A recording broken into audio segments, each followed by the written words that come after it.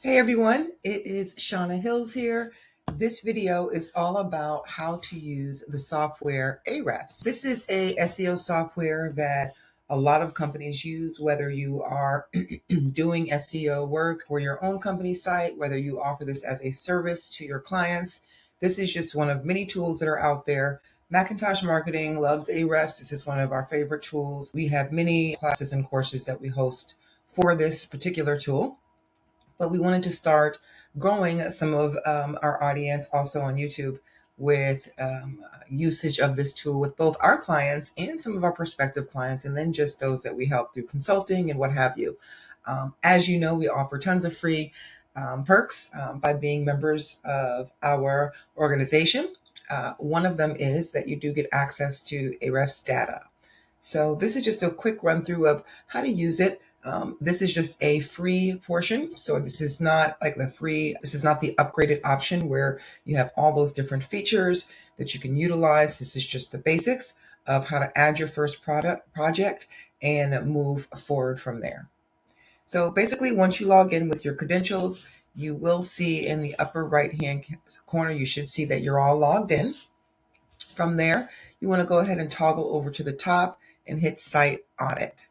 Site Audit should bring up this page where you're able to add in whomever and whatever website you want to monitor first. So you'll just simply click Add Project. It will bring up this screen.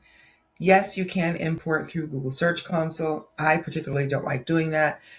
I find that when I use import features, sometimes it brings data over that I don't necessarily want. So I like to manually do things, just a preference, but totally your call.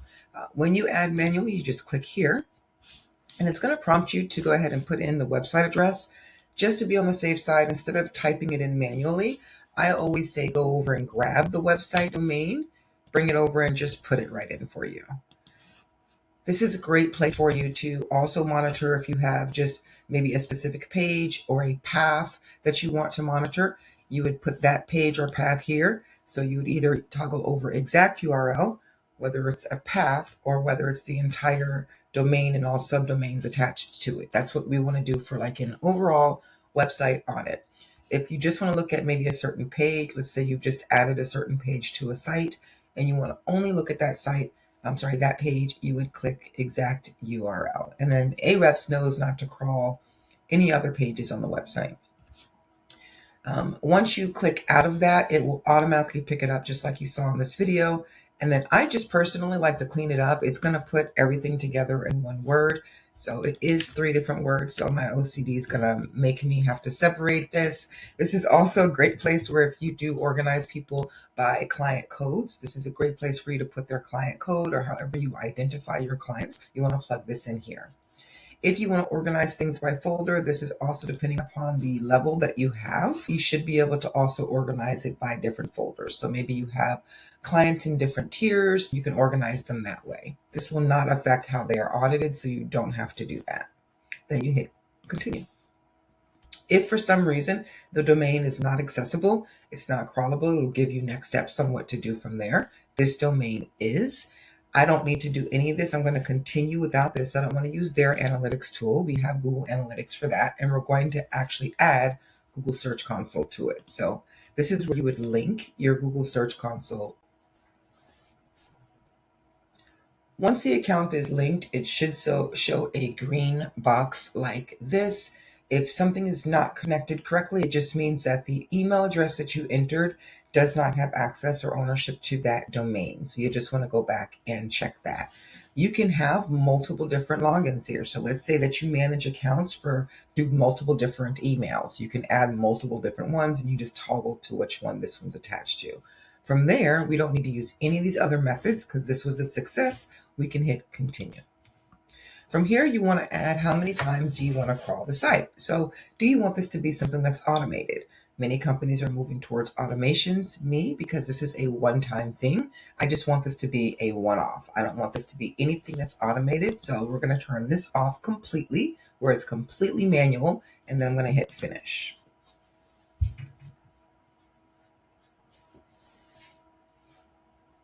This will take a few seconds for it to add.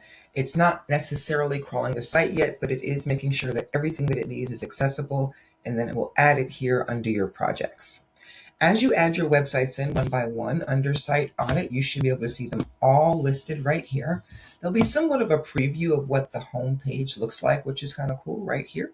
But if you ever want to look at all the details pertaining to this, you just click in here. Now, depending upon where you click, whether it's here, here, here, all of these bring up different reports. So I've seen people get very confused. They're like, man, last time I clicked here, I got here. Last time I clicked here, I went to a different page. Just pay attention to where you're clicking. My favorite spot is right in between status and health score. This brings up a nice page that has all of the audit information. So we're going to click there next. This is going to show you the last details of the previous crawl, all the details of all the different crawl dates as well. Because we've never crawled this website, we're going to go ahead and run our first crawl.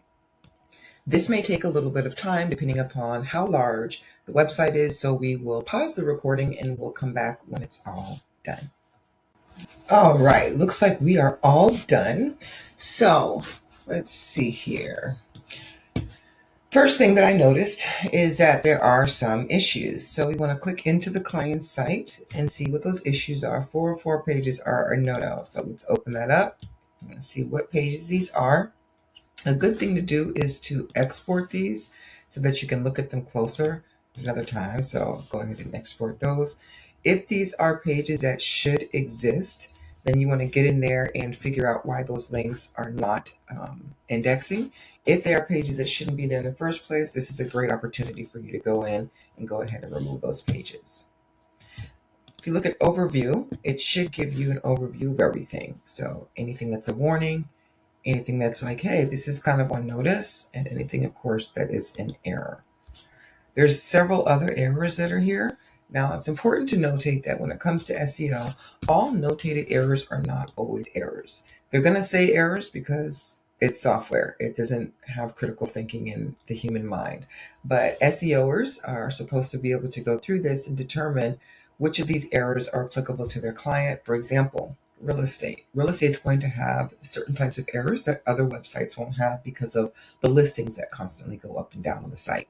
But this is also something that you need to know from working with this industry or doing further research or your due diligence and research on the industry and how that industry's website reports should look, because there are differences between the different industries.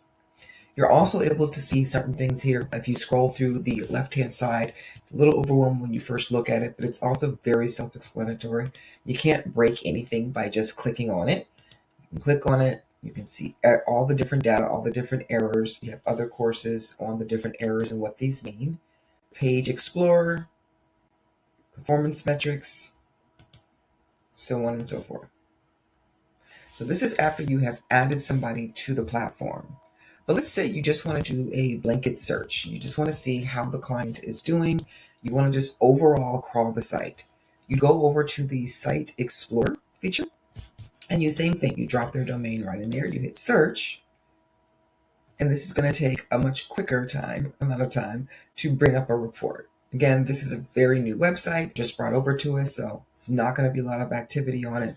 However, I do see that they are already achieving some backlinks, referral links, and so forth. So that's really good. You can look deeper into what that looks like, but lots of room for optimizations here. They're not showing up much. I know that I looked at their Google Analytics, and Google Analytics does reflect data, but you have to remember that the Ahrefs data and your Google Analytics data is not going to be the same. They are going to be off. Google Analytics and Bing software, they're going to have the most accurate data. But this is how you add someone to Ahrefs. Again, there's several different features within Ahrefs. That's just the basics. How to add someone to Ahrefs so that you can start to monitor their visitors and all of their rankings, their traffic, so on and so forth. You cannot break it. If you click something that you don't have access to, it will tell you. It won't just automatically allow you access and then charge you later. Ahrefs software doesn't work like that. So just go in it, click through, see what you've got going on, see what you need to turn on, what you have access to, and pull that data together. Watch some of our other videos on how to read those metrics and what to do with them once you review them. Hopefully this was helpful. Give us a shout out in the comments. Let us know if there's anything else that you'd like us to cover on Ahrefs for beginners, and we will definitely consider it in our next round of this series. Talk soon.